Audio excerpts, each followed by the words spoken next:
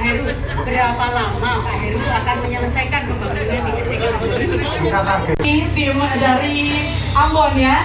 Dan hadirin boleh kita berikan tepuk tangan yang paling meriah sekali lagi dong. Kita masih akan terus berkoneksi dengan 3 titik lokasi groundbreaking di Kota Makassar, Manado dan juga Ambon. Seperti itu tadi persiapan tayangan video dan seperti apa fasilitasnya. Juga kami ingin mengajak Anda juga ingin menyaksikan seperti apa sih gedung yang akan dibangun oleh Sekolah Ciputra Kasih Makassar. Untuk itu mari kita saksikan tayangan berikut ini.